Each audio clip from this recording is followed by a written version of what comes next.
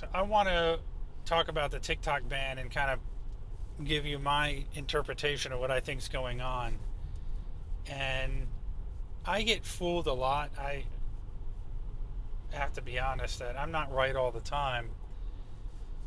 And I think it's important to point that out. And you don't really see that from a lot of people. It's they're really unwilling to admit that they can get duped by certain things. And I like to give people the benefit of the doubt and believe people and think that they're they're being genuine. And a lot of times it's the opposite. They're actually disingenuous and they lie, and it's really disappointing. One of those things is our own government.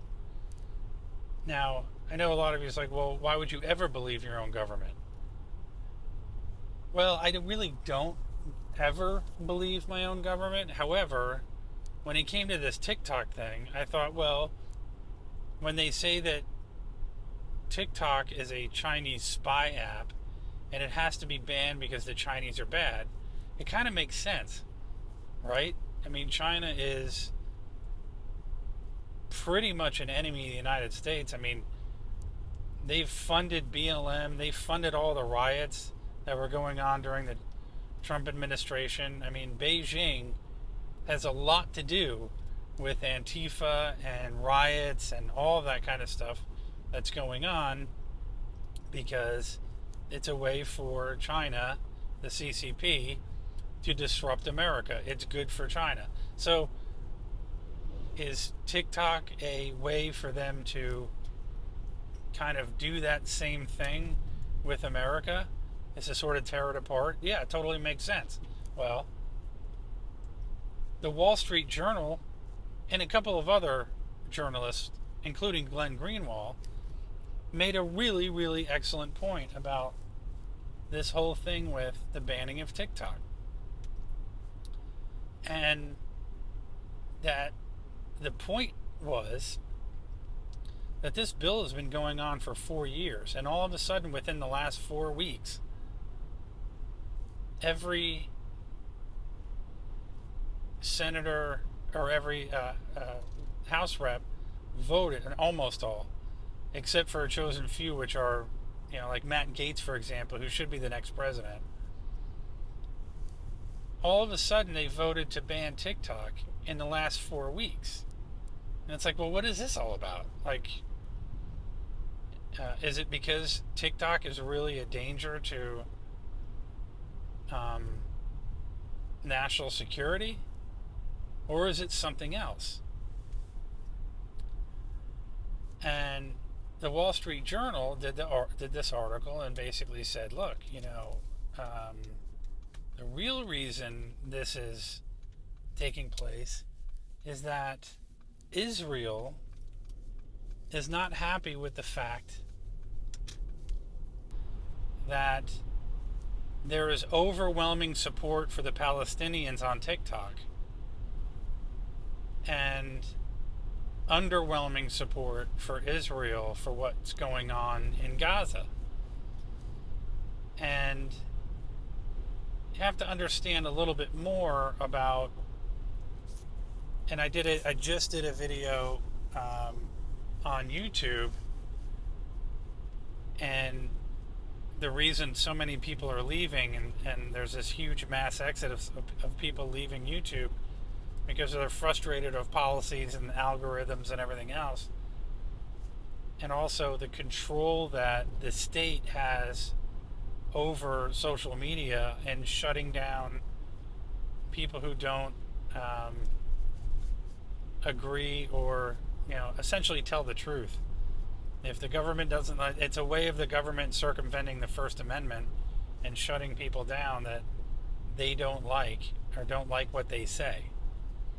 And TikTok, who's pretty much done everything they possibly can to appease the federal government and has shut down people whose speech the government does not like, is still really not under, it's not a US company. So they're not under the same control as Meta, Facebook, and Instagram, and YouTube under Alphabet. So in order for them to have that control, it either needs to be under an American company or just banned outright. And so the Israel lobby, it just goes to show you how much control Israel has over our politicians. And this totally makes sense to me on why everything's happening the way that it is. And I'm not the one saying it. It's Glenn Greenwald, the Wall Street Journal. There are people who are very good journalists, and they're making a lot of sense when they're saying this. And this is extremely dangerous. This is extremely bad. And it's also starting to open up more and more people's eyes. And I think that's what's happening is more and more people are looking at it and saying, wait a minute, what's going on in Palestine? What are the Israelis doing to the Palestinians? This isn't right. This is a problem. And people are saying, look, we're not okay with this. And while they're doing that, it's making Israel look bad, and Israel can't have that. They're upset about the fact that this is happening. So for them, they need to quash this. And one of the things that these journalists pointed out was Jonathan Greenblatt, who is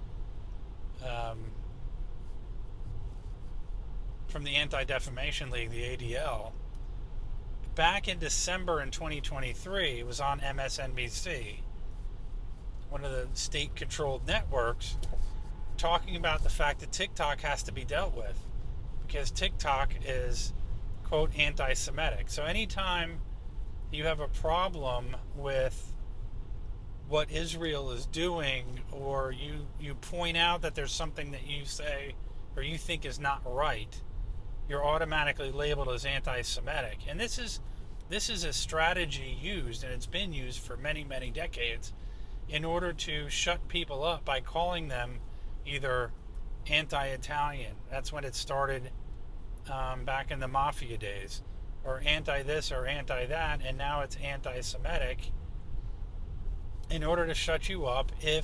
And it's always when somebody's doing something sinister, and you're like, wait a minute, that's not right. Oh, what are you, anti-Semitic? You hate Jews because you're pointing something out that's wrong.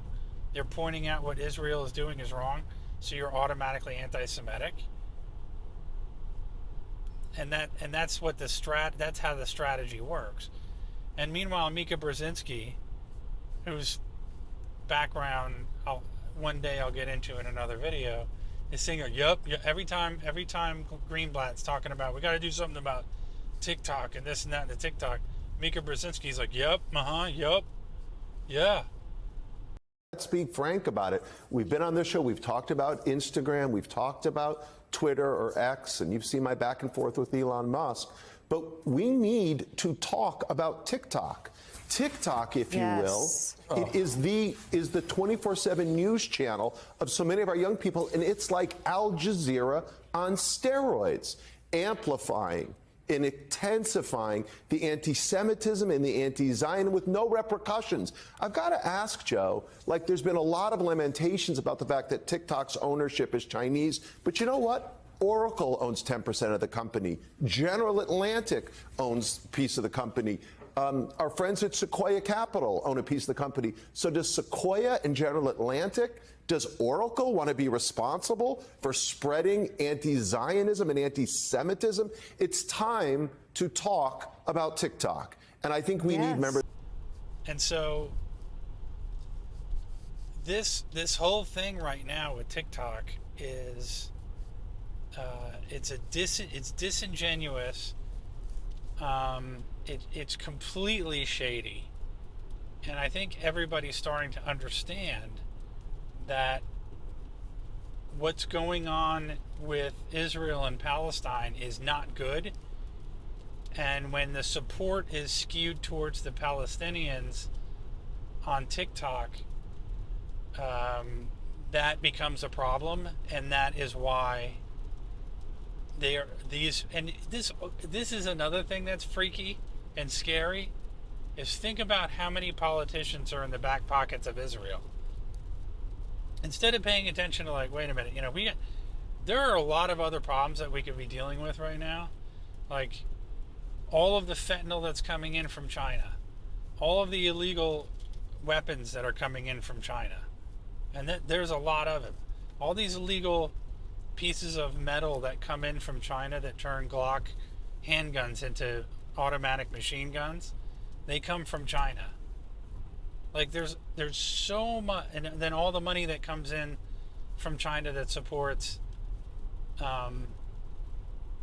Antifa and all the violence and all the rioting and everything that goes on in the U.S.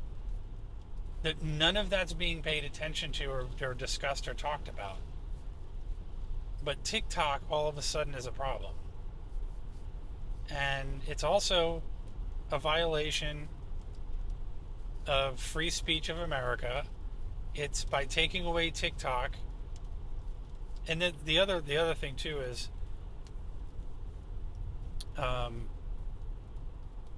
and I have no way of proving this with 100% certainty, but everybody keeps saying that TikTok is based in China, and everything that I've read, it's not based in China. The only Chinese influence it has is that it's based in Singapore, and China owns 1% of the company. Other than that, I know of it's not.